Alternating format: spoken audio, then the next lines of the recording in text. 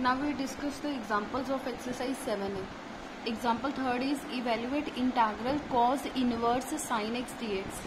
अब आपको पता है कि हमने करा है इनवर्स में, अगर हमारे पास यहाँ पे कॉज इनवर्स है तो हमें यहाँ पे क्या चाहिए, कॉस चाहिए, सो डैट कि कॉज एंड कॉज इनवर्स दोनों क्या हो जाए, कैंसिल आउट हो जाए। तो सबसे पहले हमने क्या करा, इसे साइन को कॉज में चेंज करा। आपको पता है कि आप कॉज 90 माइनस थीटा करोगे तो वो क्या होता है, साइन थीटा, ठीक है। तो साइन एक्स की जगह पे हमने लिख लिया कॉज 90 माइनस थीटा।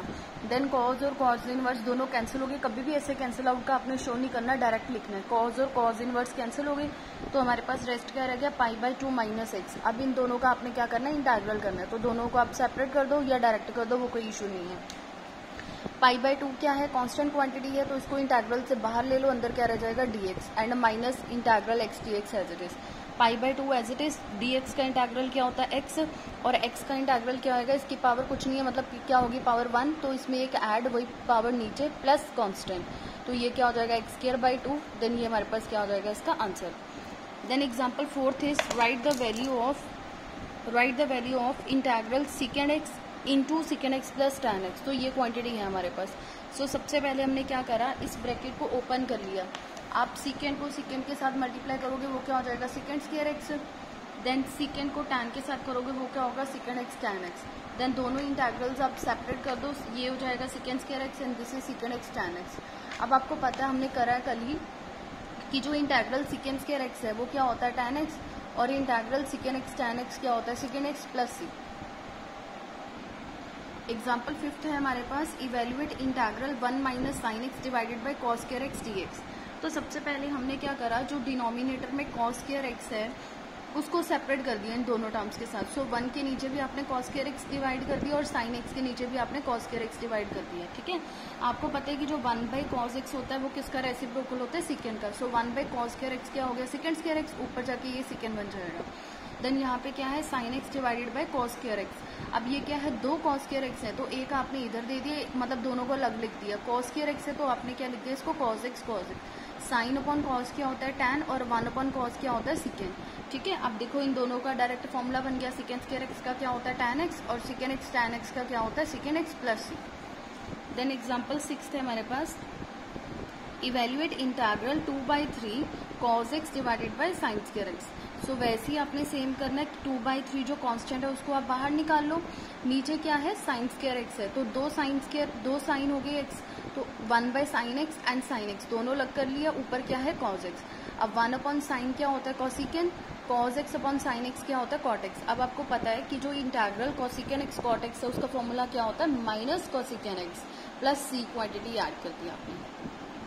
एग्जाम्पल 7 है हमारे पास, integral 1 minus x outside root x dx। So सबसे पहले आपने क्या करना है, ये वाली जो दोनों टर्म्स है इसको सिंप्लीफाई करना है। रूट एक्स को आप 1 के साथ मल्टीप्लाई करो और रूट एक्स को किसके साथ करो, x के साथ मल्टीप्लाई करो। ये क्या होगा, root x minus x into root x. ये क्या है, x रूट है तो मतलब इसकी पावर, रूट क्या होता है, पावर 1/2। सो इसको आपने लिख दिया पावर 1/2। अब x इंटू रूट एक्स है, x की पावर क्या है, यहाँ पे 1 है और यहाँ पे क्या है, x की पावर 1/2। बेसिस सेम है तो पावर क्या हो जाएगी, दोनों के ऐड हो जाएगी। तो ये क्या बना, x की पावर 1/2 एज इट इज। इन दोनों का एलसीएम, इसको सिंप्लीफाई करोगे ये क्या आ जाएगा, x⁵3/2। अब आपने क्या करना है, इन दोनों का इंटीग्रल कर देना है। x की पावर 1/2 है तो इसमें एक प्लस हो जाएगा, वही पावर नीचे। सिमिलरली x की पावर 3/2 है, इसमें एक प्लस हो जाएगा, पावर सेम नीचे, ठीक है। इसको आप सिंप्लीफाई करो तो ये हमारे पास क्या आ जाएगा, आंसर आ जाएगा। नेक्स्ट हमारे पास एग्जाम्पल 8 है, evaluate integral x³ - 1 divided by x²। So simple, वैसे ही जो डिनोमिनेटर है, देखो सिंगल टर्म है डिनोमिनेटर की, मतलब आप जब सेपरेट करोगे तो हमारे पास कोई ना कोई रिजल्ट इजीली बन सकता है। तो मतलब आपने क्या करा, x² को दोनों के नीचे डिवाइड कर दिया, जो ये वाली दोनों टर्म्स है इसके नीचे x² को डिवाइड कर दिया। तो यहाँ पे अगर आप कटिंग करोगे, यहाँ पे x³ है, नीचे x² है, तो क्या रह जाएगा, x रह जाएगा। ये क्या है, 1 अपॉन x², ठीक है। तो जब आप इसको ऊपर लेके जाओगे, नीचे पावर पॉजिटिव है, ऊपर आके क्या हो जाएगी, पावर नेगेटिव हो जाएगी। बस अब अपने यहाँ पे क्या लगाना है, इंटीग्रेशन का रूल लगाना है। ये क्या बनेगा, x की पावर 1 है तो +1 डिवाइडेड बाई वही पावर नीचे, -2 + 1 वही पावर नीचे प्लस c। इसको सिंप्लीफाई करोगे ये आंसर आ जाएगा। देन नेक्स्ट एग्जांपल 9 है हमारे पास, evaluate integral secant square 7 minus 4x dx। अब आपको पता ही है डायरेक्ट कि जब हम सीकेंट स्क्वायर x का इंटीग्रल करते हैं तो वो क्या होता है, tan x होता है, ठीक है। तो यहाँ पे क्या है, सीकेंट स्क्वायर एंगल क्या है हमारे पास 7 माइनस 4x, तो यहाँ पे क्या बनेगा tan 7 माइनस 4x, और इस चीज का इंटीग्रल आपने क्या करना है, सॉरी डेरिवेटिव आपने क्या करना है, नीचे करना है।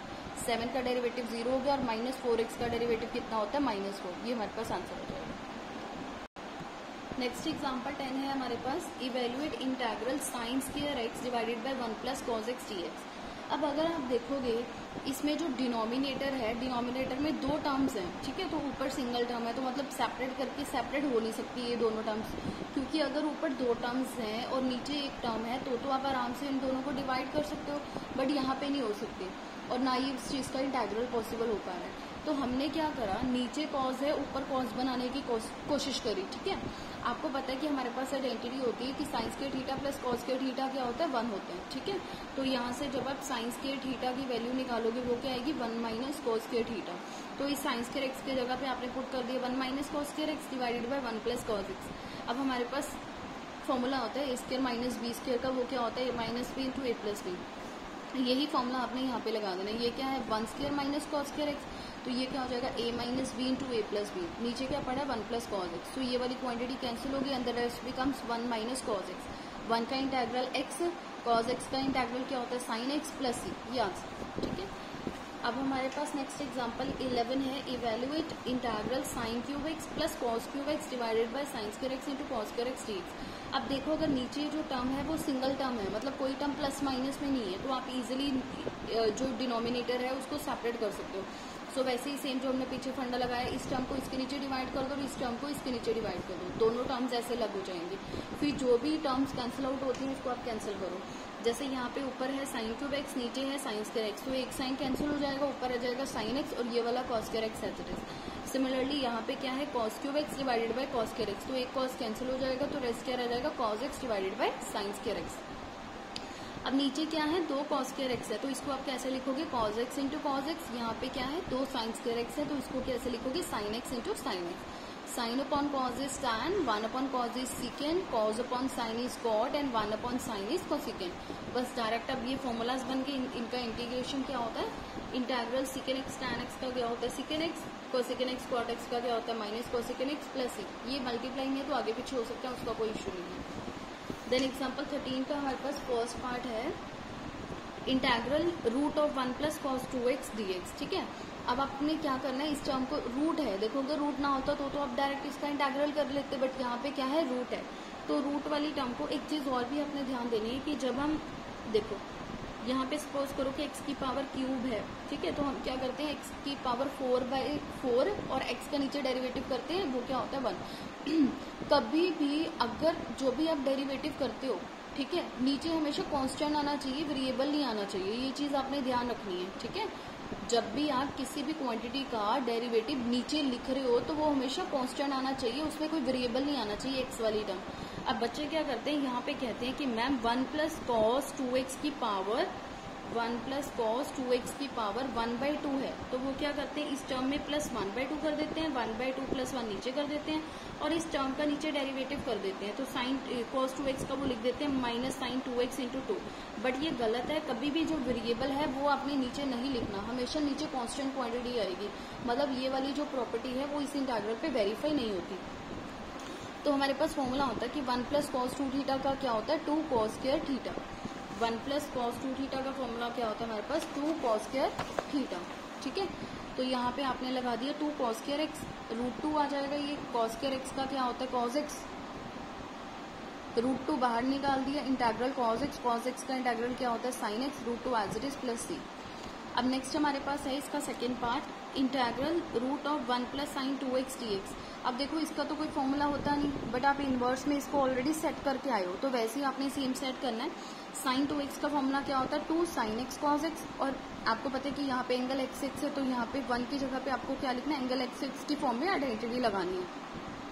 तो 1 क्या होता है हमारे पास, sine square x plus cos square x, और साइन 2x का फॉर्मूला लगा दिया 2 साइन एक्स कॉस एक्स। अब देखो यहाँ पे हमारे पास फॉर्मूला बन गया ये a square plus b square plus 2ab, तो वो क्या आएगा, sine x plus cos x का होल स्क्वायर। स्क्वायर और स्क्वायर रूट दोनों कैंसिल हो गया, रेस्ट क्या रह गया हमारे पास sine x plus cos x. Sine x का इंटीग्रल क्या होता है माइनस कॉस एक्स का क्या होता है साइन एक्स प्लस